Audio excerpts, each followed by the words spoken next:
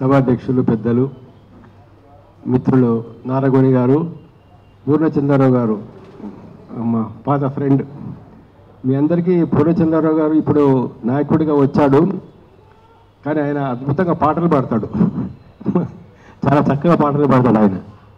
So stage మీద ఉన్న సోగరా గారు, దాని తర్వాత మిగతా మిత్రులు సమ్మాయి గారు, గౌడ్ గారు, అందరికి కూడా నమస్కారాలు.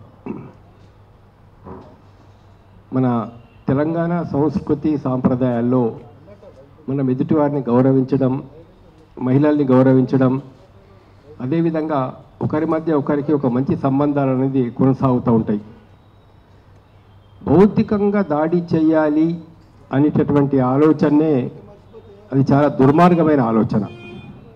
అంటే ఎదుటి వాళ్ళ నోరు మూయించడం కోసం, వాళ్ళని భయభ్రాంతులు చేయడం కోసం, వాళ్ళు మాకు ఎదురుగా భవిష్యత్తులో ఎలాంటి కార్యక్రమాలు చేయవద్దని బెదిరించడం కోసం ఒక రకంగా భౌతిక దాడులు చేయడం జరుగుతుంది.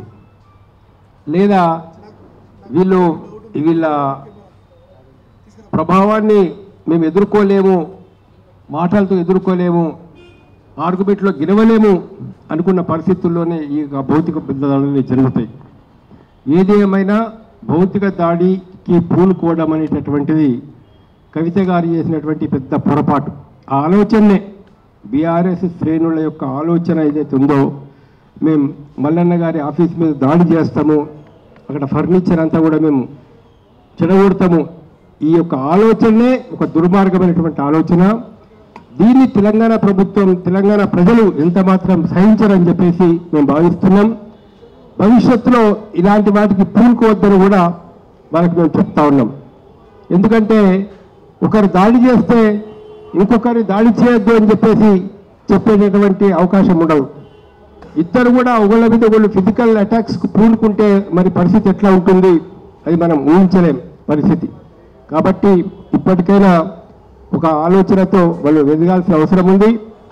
ఒకవేళ ఆయన వాడినటువంటి తెలంగాణ సామెతలో మీకు పొరపాటు ఏమైనా కనుక అనిపిస్తే మీరు ఒక ప్రెస్ మీట్ పెట్టి పండితుల్ని పిలిచేసి దీని యొక్క అర్థం ఏంటి, మీనింగ్ ఏంటి అనే విధంగా చర్చించాల్సిన అవసరం ఉండే.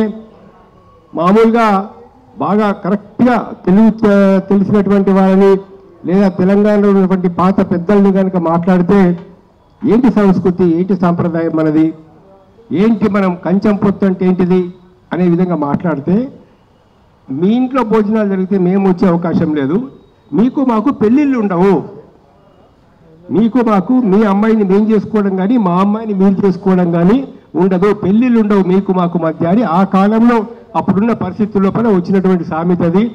మరి ఈరోజు ఉన్న పరిస్థితుల లోపల మనం ఎట్లా జరుగుతున్నది మనందరికీ తెలుసు. ఎన్నో ఇంటర్ కాస్ట్ మ్యారేజ్లు జరుగుతున్నాయి, దానికి కూడా అర్థం లేదు. యాక్చువల్ ఆ సామెత కూడా ఒక రకంగా అర్థం లేదు ఇప్పుడున్న పరిస్థితుల లోపల. దాన్ని అర్థం చేసుకోవడం లోపల ఉంటున్నట్టు, విషయాన్ని చూసే దృష్టి, అర్థం చేసుకునే దృష్టి మీద ఉంటుంది.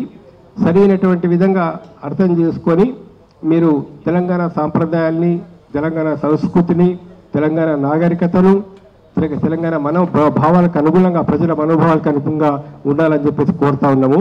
ఈ అవకాశం ఇచ్చినందుకు ధన్యవాదాలు.